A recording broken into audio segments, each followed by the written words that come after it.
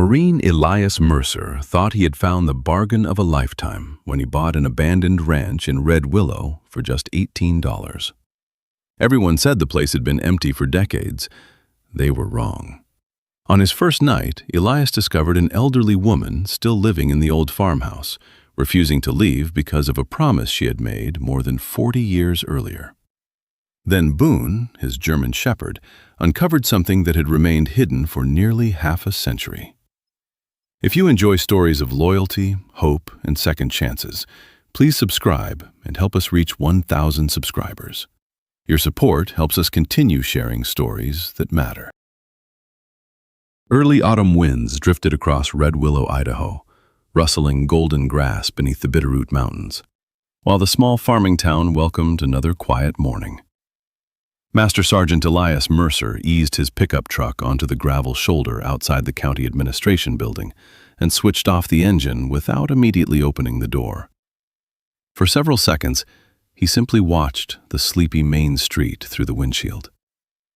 After nearly 20 years in the United States Marine Corps, silence had become something he valued instead of feared. At 42, Elias carried the solid build of a career Marine, standing a little over 6 feet tall with broad shoulders, short dark hair beginning to gray at the temples, calm blue eyes, a neatly trimmed beard, and a faint scar beneath his left cheek that he never bothered to explain.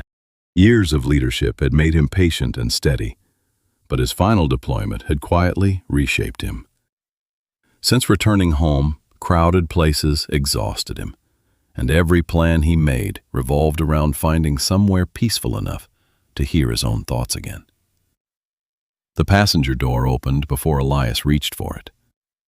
Boone, his 6-year-old German shepherd canine, landed lightly on the gravel.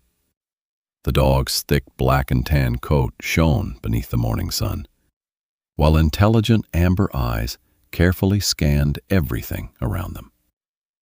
Boone was strong without appearing aggressive, disciplined without losing his gentle nature. During years of working beside Marines, he had learned to notice the smallest changes in people. The shake of a nervous hand, the hesitation in a stranger's voice, or the quiet sadness hidden behind an ordinary smile.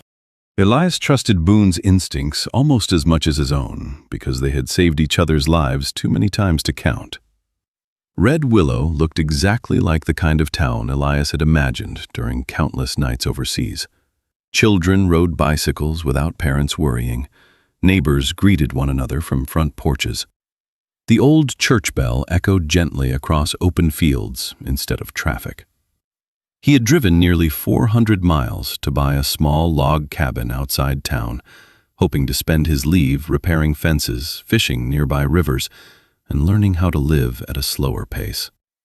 Instead, he had arrived 20 minutes too late. "I'm sorry," the real estate clerk had told him with genuine regret. "The paperwork was signed this morning." Elias thanked her anyway. It wasn't her fault, but disappointment settled heavily in his chest. He climbed back into the truck, uncertain where to drive next. Before starting the engine, a handwritten notice taped to the courthouse window caught his attention. "County Tax Lien Auction. Today." He had no reason to go inside. Still, something urged him to walk through the doors. Only 8 people sat in the small auction room. Most were local ranchers, quietly studying paperwork. Boone settled beside Elias until his ears suddenly lifted toward a faded photograph displayed on an easel near the front. It showed an abandoned ranch.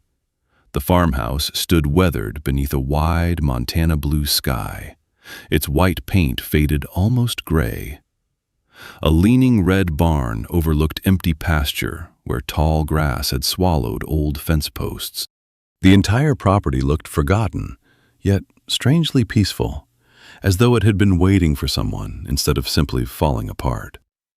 Boone never took his eyes off the photograph. Elias noticed. The dog wasn't curious, he was focused. When the county clerk adjusted her glasses and announced, "Next property, Ashcombe Ranch, opening bid, $18. The room answered with silence. One rancher quietly laughed and muttered that the place wasn't worth the lumber still standing. Another shook his head, saying whoever bought it would inherit nothing but broken roofs and unpaid bills. Elias looked once more at Boone. The German shepherd remained perfectly still, his amber eyes fixed on the old ranch as though he recognized something no one else could see. Without fully understanding why, Elias slowly reached for the bidding paddle. $18, Elias said calmly. The clerk looked up, almost surprised someone had spoken at all. She scanned the room one last time, but every other bidder remained silent. Sold! The wooden gavel tapped lightly against the table, ending the shortest auction of the afternoon. Elias accepted the folder containing the tax lien documents, signed the required paperwork, and walked back to his truck with mixed emotions. Marines were trained to make decisions based on evidence, not instinct. Yet he had just spent $18 on a ranch he had never visited because his dog refused to look away from an old photograph. As he climbed behind the wheel, he glanced at Boone, who rested quietly in the passenger seat, as though everything had happened exactly as expected. Nearly 40 minutes later, the gravel road narrowed into a pair of worn tire tracks leading toward Ashcombe Ranch. Time had taken its toll on every building. The farmhouse leaned slightly beneath years of harsh winters. Sections of fencing had disappeared beneath weeds, and the weathered barn stood alone against the pale afternoon sky. Even so, Elias did not feel the emptiness he expected. Instead, the property carried an odd sense of warmth, as though life had only stepped away for a moment instead of disappearing forever. Boone jumped down before Elias opened his own door. Rather than inspecting the fields or chasing unfamiliar scents, the German shepherd walked with calm confidence toward a small stone cottage behind the farmhouse. Thin gray smoke curled gently from its chimney. Someone was home. Elias knocked softly. The door opened after several moments. An elderly woman stood before him, with neither fear nor surprise on her face. Martha Ellison was 81 years old, small in stature and slightly stooped with age, her silver hair neatly braided over one shoulder. Her blue-gray eyes remained bright, despite decades of loneliness, while the gentle lines across her weathered face reflected kindness more than hardship. She wore a carefully mended brown cardigan over a simple dress, and flour dusted the apron tied around her waist. She looked less like someone surviving in an abandoned ranch than someone faithfully caring for it. Before Elias could introduce himself, Boone slowly approached Martha. He lowered his head, sat quietly beside her, and rested against her leg. A warm smile spread across the old woman's face. "He hasn't done that with anyone in years, has he?" she asked softly. Elias blinked in surprise. "No, he hasn't." She gently scratched Boone behind the ears before looking back at Elias. "You must be the man who bought the ranch." "I suppose I am." "And how much did they finally ask?" $18. For just a second, Martha closed her eyes. When she opened them again, they shimmered with tears she made no effort to hide. "So," she whispered, "someone finally came." Elias frowned. "I think you were expecting someone else." "I've been expecting the right person." She stepped aside and invited him into the cottage. Fresh bread cooled on the kitchen table. Dried herbs hung neatly above the stove, and every corner of the room was spotless. "I promised Walter Ashcombe," Martha said quietly, "that I would never leave this ranch until its rightful owner came home." Elias looked down at the folder in his hands before meeting her eyes again. "I'm afraid you've mistaken me for someone else." Martha smiled, but instead of answering him, she looked toward Boone. The German shepherd had suddenly turned away from both of them. His ears stood high. His body had become perfectly still. Without making a sound, Boone stared through the kitchen window toward the old stable. It was the same expression Elias had seen only once before, just before Boone discovered a Marine trapped beneath the collapsed remains of a ruined building overseas. A pale sunrise spread across Ashcombe Ranch, covering the quiet fields with silver mist, while dew clung to the weathered fences, waiting for hands willing to restore them. Elias Mercer had always believed that healing began with small routines. Every morning before the sun cleared the hills, he brewed coffee on the old cast-iron stove Martha insisted still worked better than any modern machine. They shared breakfast in the cottage before separating without needing many words. Martha tended the vegetable garden she had somehow kept alive through 15 lonely winters, while Elias spent his days rebuilding a ranch that everyone else had already given up on. The work was exhausting, but unlike combat, every nail driven into old timber left something stronger behind instead of something broken. Boone rarely wandered far from him. The German shepherd followed Elias from fence line to pasture with the quiet confidence of a seasoned partner. Yet one habit quickly became impossible to ignore. Every afternoon, almost at the exact same hour, Boone walked to the western corner of the old stable. He lowered his nose to the weathered floorboards, sniffed carefully, then scratched the same spot several times before sitting beside it in complete silence. He never barked, he simply waited. The first day, Elias assumed the dog had found the scent of a raccoon or fox beneath the building. By the fourth day, he stopped believing that explanation. "He's trying to tell you something," Martha said one evening as they watched Boone repeat the ritual from the farmhouse porch. "You've seen him do this before?" She slowly nodded. "Not him. Walter's old sheepdog did exactly the same thing years ago." Elias looked at her. "What happened?" Martha hesitated before answering. "Walter told the dog to leave it alone. Did he ever explain why?" She quietly shook her head. "He simply said some door should only be opened when the right person was ready." The answer lingered in Elias's thoughts long after the conversation ended. Several days later, while replacing rotten beams beneath the stable roof, the sound of an approaching pickup echoed across the pasture.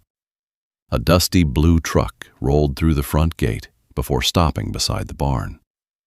The driver climbed out, carrying 2 paper cups of coffee.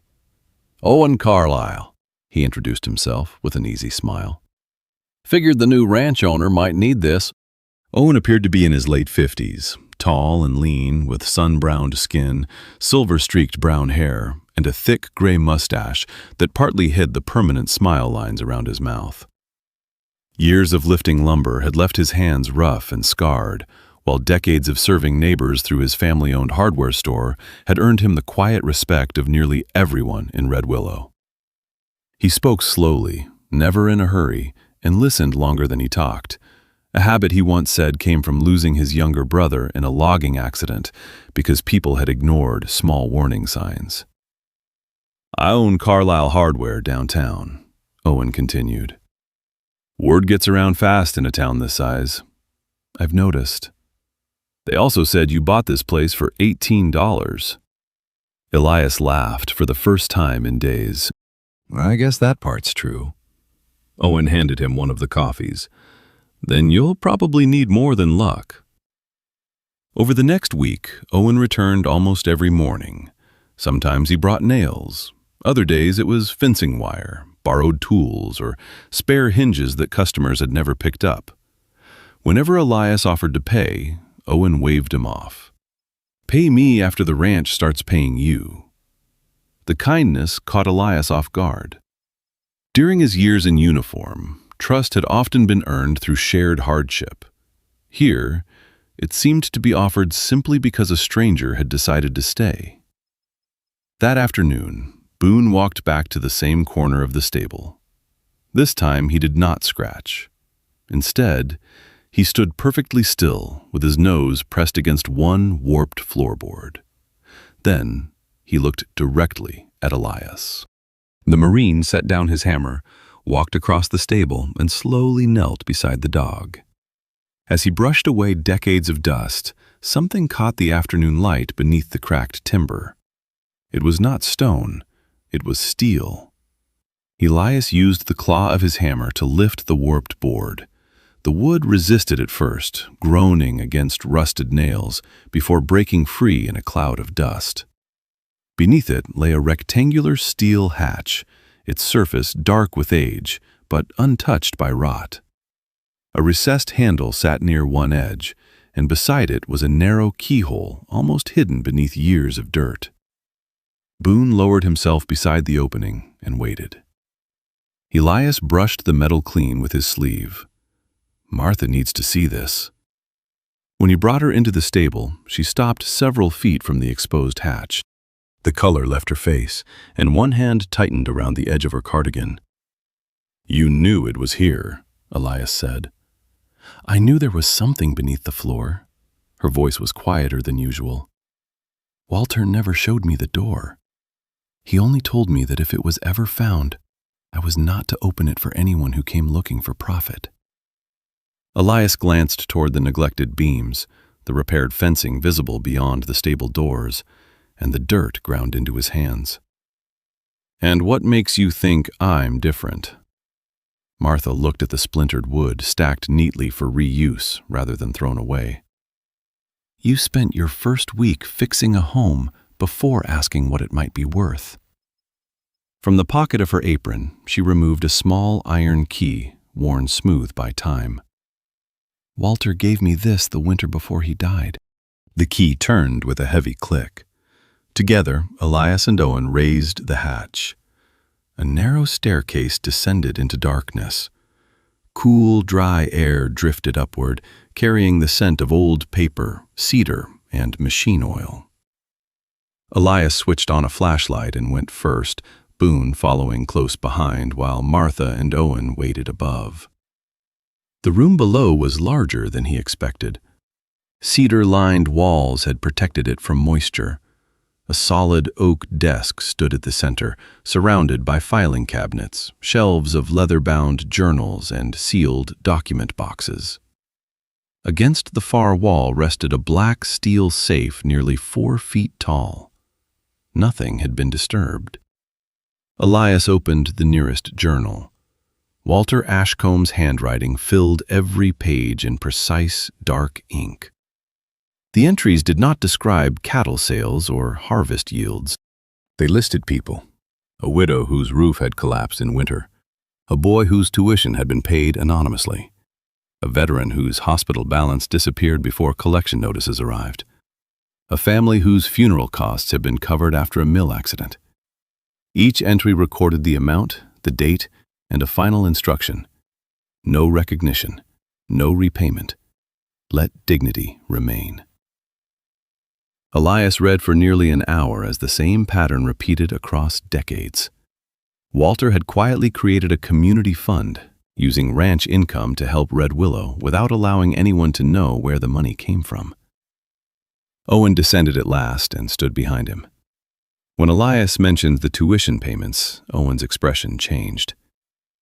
"My father always said someone saved our store when I was 12, he murmured. "The bank called it an anonymous loan." Martha touched the edge of the desk. "Walter believed kindness lost part of its purpose when it became a performance." Elias turned to the final pages of the journal. One sentence appeared again and again, written after donations, legal notes, and updates to the fund. "Everything will be returned when the one who needs it finally comes home." The words unsettled him. He closed the journal and looked toward the safe. A single envelope had been taped across its locked door. The paper was yellowed, but the name written on the front remained clear: Elias Mercer. The afternoon sun filtered through the stable windows, leaving quiet bands of light across the hidden room, as decades of carefully guarded secrets waited in complete silence. Elias Mercer stood motionless before the black steel safe, unable to take his eyes off the yellowed envelope bearing his own name. He had entered the underground room, expecting forgotten deeds or old financial records. Instead, he was staring at something that made no sense.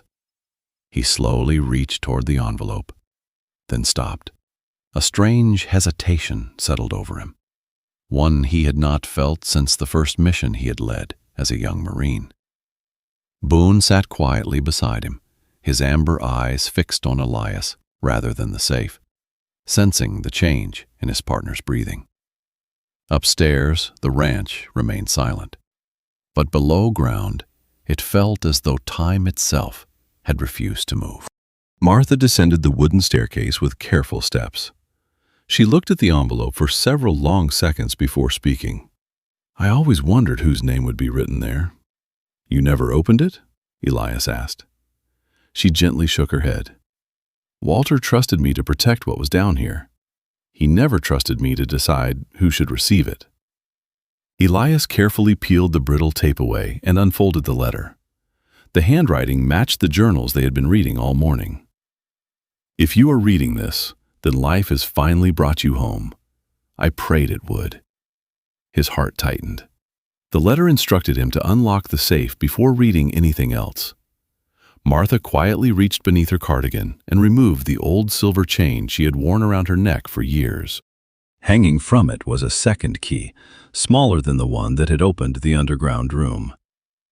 "Walter told me this key belonged to the future," she whispered. "I think today is that future." The lock turned with a heavy metallic click. Inside the safe there were no stacks of cash, no gold bars, and no hidden fortune. Only 3 carefully organized bundles rested on the shelves. The first contained legal documents for Ashcombe Ranch and records establishing the community trust Walter had quietly funded for decades. The second held dozens of photographs tied together with a faded blue ribbon. The third was a worn leather folder marked simply, "For Elias." His hands trembled slightly as he opened it. The first photograph showed a young man kneeling beside a rescue truck, smiling broadly while holding a muddy little boy wrapped in a blanket. He appeared to be in his early 30s, tall and athletic, with dark hair, kind blue eyes, and a strong jaw softened by an easy smile. Even wearing a volunteer rescue jacket stained with mud, he looked like someone people naturally trusted. "Benjamin Hale," Martha said softly. "The finest rescue volunteer this town ever knew." Another photograph rested beneath it. A woman stood beside Benjamin, laughing as the wind lifted strands of her chestnut hair. Clara Hale was graceful and slender, with warm hazel eyes, gentle freckles across her cheeks, and a smile so sincere it seemed capable of calming frightened strangers. Martha's own expression softened as she looked at the picture.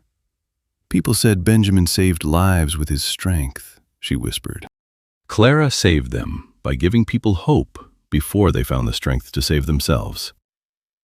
Elias slowly turned over the next document. It was a birth certificate. His eyes stopped at one line. "Child, Elias Benjamin Hale." The room fell completely silent. He stared at the paper, unable to breathe for several seconds. For 42 years, he had believed the first chapter of his life had disappeared forever. Now, with one fragile sheet of paper resting in his hands, everything he thought he knew about himself had begun to change. Elias lowered himself into the old wooden chair beside Walter Ashcombe's desk, the birth certificate still trembling in his hands. The underground room had become impossibly quiet. Even the steady creak of the ranch above seemed to fade beneath the weight of the truth unfolding before him. Boone rested beside his chair, pressing his shoulder lightly against Elias's leg, as if reminding him he did not have to face the moment alone. The next document was a newspaper, preserved inside a protective sleeve. Across the front page stretched a headline from more than 4 decades earlier. "Local rescue volunteers die saving families during spring flood." A photograph beneath the headline showed Benjamin Hale and Clara Hale standing beside a rescue boat, smiling despite the rain falling around them. Elias studied every detail of their faces, searching for something familiar. He recognized Benjamin's blue eyes in the mirror of his own memories. Clara's gentle smile reminded him of the expression strangers sometimes wore when they thanked him after difficult rescue work during his years as a Marine. He continued reading. Benjamin and Clara had volunteered with Red Willow's emergency rescue team for years. During the worst flood the county had seen in generations, they ignored repeated evacuation orders and returned to the overflowing river after learning several families remained trapped across a collapsed bridge. Together, they helped evacuate children, elderly residents, and injured neighbors until the current destroyed the temporary crossing beneath them. Their bodies were recovered 3 days later, but every person they had gone back to rescue survived. A second folder contained official reports from the county. One line struck Elias harder than everything else. Infant son rescued safely before final deployment to flood zone. His vision blurred. "They saved me first," he whispered. Martha nodded, tears shining in her tired eyes. "They made certain you were safe before they turned back." Another envelope held letters, written by Walter over nearly 40 years. None had ever been mailed. Each one began almost the same way. "To the boy I still hope to find." Walter described visiting children's homes across Idaho and neighboring states whenever he received the smallest rumor about a boy matching Elias's age. He hired investigators whenever he could afford them. After retiring, he invested nearly every dollar of his pension into purchasing Ashcombe Ranch, believing that one day the truth should be waiting in the place where Elias's parents had dreamed of raising him. Knowing he had no legal claim to adopt the orphaned child, Walter chose a different promise. He would protect the boy's future, even if he could never be part of his childhood. The final letter was shorter than all the others. "If you are reading this, then I failed to meet you in life. I am sorry for that. Never believe you were abandoned. Your parents ran toward danger because that was who they were. I searched because I promised them someone always would. This ranch, this fund, and every record here belong to you now, not as an inheritance of wealth, but as an inheritance of responsibility. Bring hope back to Red Willow. That is all I ever asked." Elias folded the letter with shaking hands. For the first time in 42 years, he knew his parents' names. He knew how they had lived. He knew why they had never come back.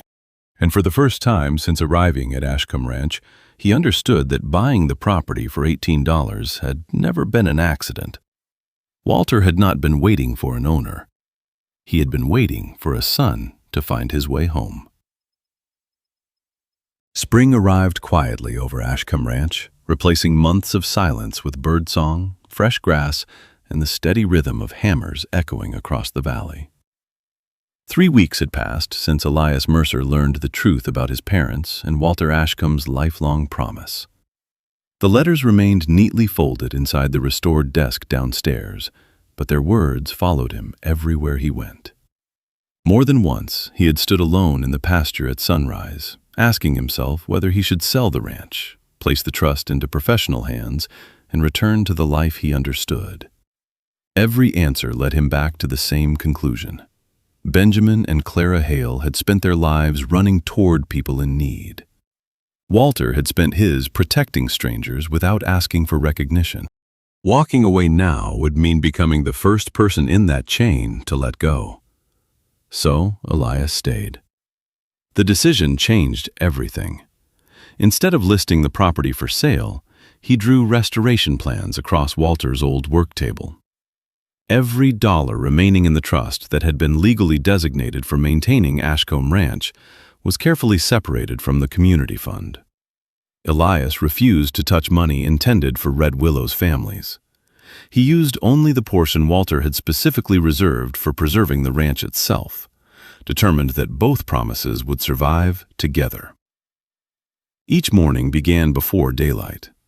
Elias repaired broken fencing, replaced collapsing porch beams, and rebuilt the horse paddocks one section at a time. The work reminded him of military engineering projects after hurricanes overseas. There was no applause waiting at the end of the day, only the quiet satisfaction of seeing something stand stronger than it had the night before. Martha watched the transformation with emotions she rarely tried to hide anymore. One afternoon, Elias carried the final box from the small, weather-beaten cabin where Martha had lived alone for so many years. The little house had protected her through countless Idaho winters, but its roof sagged, the plumbing barely functioned, and every storm threatened to become its last. "I never thought I'd leave it," she admitted softly while looking back one final time. "You aren't leaving your home," Elias replied. "You're moving into the part of it that should have been lived in all along." He had spent nearly a week restoring 2 unused rooms inside the main farmhouse. Fresh paint covered cracked walls. New insulation kept out the mountain cold. Wide windows overlooked the gardens Martha had cared for since long before Elias knew the ranch existed. When she stepped inside her small apartment, she noticed one detail immediately. The rocking chair from her old cabin stood beside the window, exactly where she always kept it. "You moved it." "You always watched the sunrise from that chair." Martha smiled through tears. "You noticed." "I notice the people who stay." She embraced him without another word. Outside, Boone barked happily before racing toward the front gate. Another pickup truck had just rolled into the driveway. By now, the visitors had become almost a daily sight. Neighbors arrived carrying fence posts, fruit trees, seed bags, spare tools, or simply homemade meals. Some stayed for an hour, others remained until sunset. None of them asked for payment. As Boone greeted each newcomer with a gently wagging tail instead of the formal discipline he usually displayed, Elias realized something unexpected. The ranch was no longer being rebuilt by one Marine. Little by little, an entire community had started rebuilding it together. Owen became the steady center of the rebuilding effort. He showed Elias how to brace old walls without destroying the original timber, how to read the grain of weathered boards before cutting them, and how to repair a roof so winter wind could not lift it. Many of those lessons, Owen explained, had first been taught to him by his own father, who had once worked beside Benjamin Hale during flood rescues and volunteer construction projects. Elias listened carefully. Each skill felt like another small piece of a life his father had left behind, without knowing his son would one day need it. Not everyone who came to Ashcombe Ranch arrived to help. One Saturday morning, a black SUV stopped beyond the half-repaired gate. Gordon Whitaker stepped out, wearing polished boots that had never touched ranch mud. He was a broad, heavy-set man in his early 60s, with carefully combed silver hair, a square face, pale gray eyes, and a clean-shaven jaw that always seemed tense. Years of negotiating land purchases had taught him to speak with calm authority. But growing up under a demanding father had also made him suspicious of anything people valued more than money. "I heard you found something beneath the stable," Gordon said. Elias set down the fence stretcher in his hands. "We found records." Walter spent years hiding this property from buyers. Men do not protect worthless land that fiercely. He wasn't protecting land. Gordon offered nearly 20 times the ranch's assessed value. Elias refused before he finished naming the amount. Several days later, Gordon returned with county maps, development plans, and old rumors about buried money. Elias did not argue. Instead, he invited him into the underground room and opened the community records. Gordon read with visible impatience until he found the Whitaker name. His expression changed. The file showed that Gordon's father, Harold Whitaker, had donated small amounts to Walter's fund every month for more than 20 years. Another document revealed that Gordon himself had received an anonymous scholarship after his mother died and his father's construction business nearly collapsed. Gordon stared at the page for a long time. "My father told me I earned that scholarship," he said. "You probably did," Elias replied. Walter only made certain someone had the chance to notice. For the first time, Gordon looked around the room without calculating its value. The hidden treasure he had chased was not money waiting to be claimed. It was proof that his own life had once been carried by people he had never thanked. The following week, his development application was withdrawn. On Saturday morning, the black SUV returned, towing a flatbed loaded with cedar boards, roofing sheets, and bags of concrete. Gordon stepped out wearing faded jeans and an old work shirt, his polished boots replaced by scuffed leather ones. "I am not asking to buy anything," he said. "Just tell me where this goes." From then on, he returned every weekend.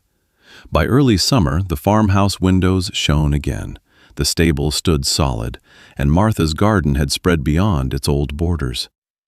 Families began visiting to help, rest, or share meals beneath the restored porch. Boone greeted every arrival at the gate, moving from child to elder with the calm patience that made even frightened strangers feel safe. One evening, Elias stood beside Martha and watched lanterns glowing across the yard while laughter rose from a place that had once held only silence. Ashcombe Ranch was no longer simply becoming a home again. It was becoming the kind of home that helped other people remember they still had one. Autumn settled gently across Ashcombe Ranch, painting the cottonwoods gold while a warm porch light greeted every traveler long before sunset reached the valley. Several months had transformed the ranch beyond recognition. The broken fences had become strong again, fresh paint covered weathered walls, and the fields, once swallowed by weeds, now stretched across the hills in neat rows of grass.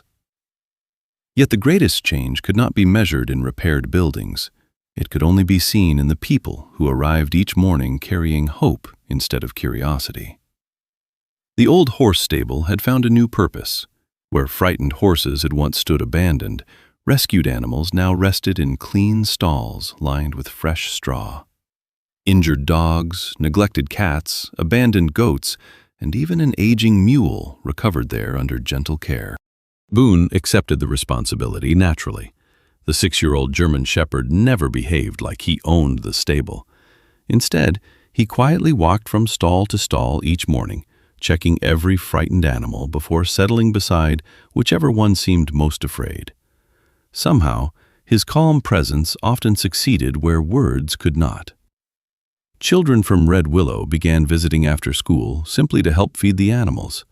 Elias never organized a program or advertised for volunteers. The town created it on its own. Across the courtyard, the old equipment barn had also changed. Shelves that once held rusted machinery now stored canned food, blankets, baby supplies, winter coats, and emergency generators. Families facing unexpected hardship could take whatever they needed without signing forms or explaining their circumstances. Elias had followed Walter Ashcombe's journals carefully. No one was asked to prove they deserved kindness. One cool morning, Owen arrived balancing 2 cups of coffee while watching several teenagers unload donated vegetables from a pickup. "You know," he said with a quiet smile, "people used to drive past this place without slowing down." Elias looked toward the busy yard. "And now?" "They come because someone inside always leaves with a little less weight than they brought." Elias smiled, but said nothing. He had officially established the Ashcombe Community Fund only weeks earlier. The legal documents ensured the trust would continue serving Red Willow exactly as Walter intended. Every financial record remained transparent to the trustees, but every recipient's identity stayed confidential. Walter's final instruction had become the fund's guiding principle: protect dignity first, solve problems second. Each evening, after the visitors returned home, Martha often sat with Elias beneath the wide front porch, while Boone rested across their feet. She had begun sharing stories that existed nowhere inside Walter's journals. Benjamin Hale had laughed loudly enough for children to find him before they saw him. Clara always carried extra sandwiches whenever storms were forecast because she believed frightened families rarely remembered to eat. They had never considered themselves heroes. According to Martha, they simply believed that if someone needed help and you were able to give it, then delaying kindness was another form of refusing it. Elias listened without interruption. For 42 years he had lived without knowing his parents. Now, every story Martha shared gave him another memory he had never actually lived. Late that afternoon, a local stonemason arrived carrying a carefully wrapped granite plaque Elias had commissioned weeks before. Without speaking, Elias and Boone carried it together toward the entrance of Ashcombe Ranch. Tomorrow, the entire town would gather there. The following afternoon, nearly all of Red Willow seemed to find its way to Ashcombe Ranch. Pickup trucks lined the gravel road. Children chased one another through the pasture, and neighbors who had once passed each other with little more than a wave now shared folding tables covered with homemade bread, pies, and slow-cooked meals. Laughter drifted across the fields where silence had ruled only months before. Elias stood near the entrance with Boone quietly seated at his side, watching the community gather not because they had been invited to celebrate a building, but because they had come to celebrate what it had become. At the front gate, the new granite marker stood beneath two young maple trees. The polished stone carried only 3 lines: Benjamin Hale, Clara Hale.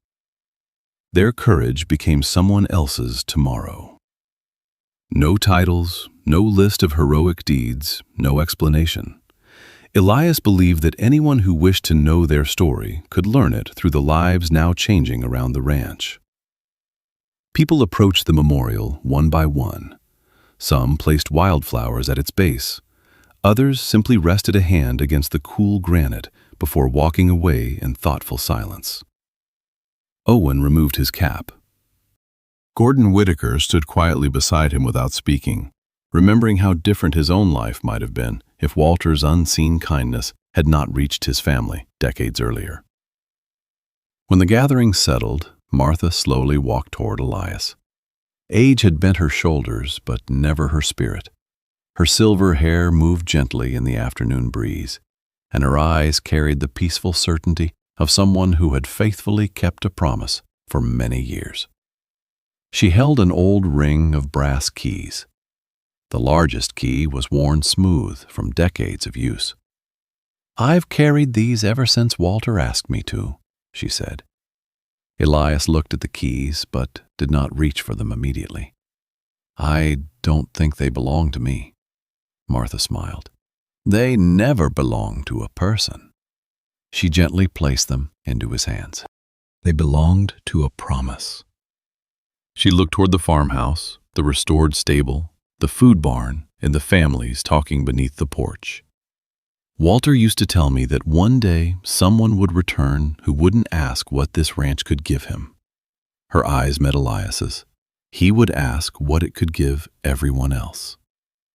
A quiet tear rolled down Elias's face before he could stop it. "I wish I could thank him." "You already are." As evening settled across the valley, lanterns were lit around the porch, while volunteers packed food boxes for families who would collect them before sunrise. In the stable, rescued animals rested peacefully. Children sat beside Boone, reading storybooks aloud, while he listened with the same patient attention he had once given Marines during long nights overseas. The ranch no longer belonged to grief. It belonged to hope. Before darkness fully arrived, Elias walked onto the porch and looked across the land that had changed his life.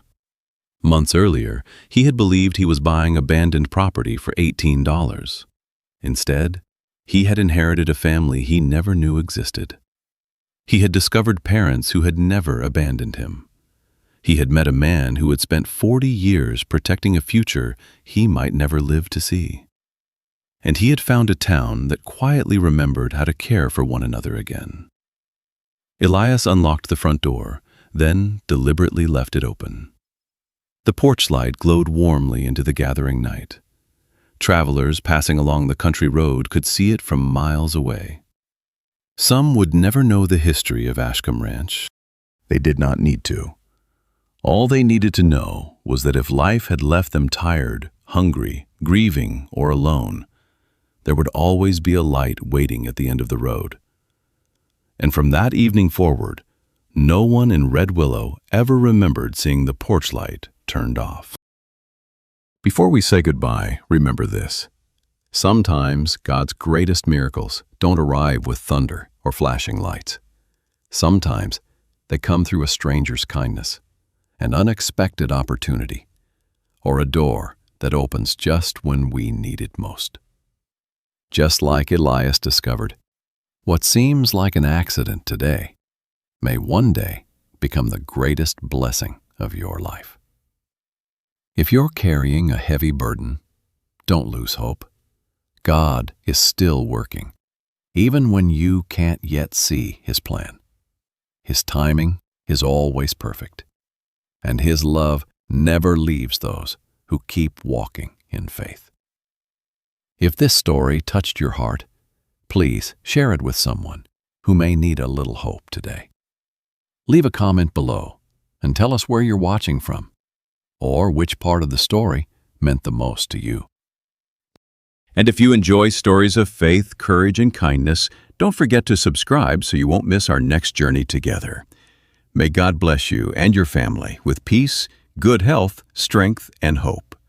May His light guide your path, protect your home, and remind you that no matter how dark the road may seem, you are never walking alone. God bless you, and we'll see you in the next story.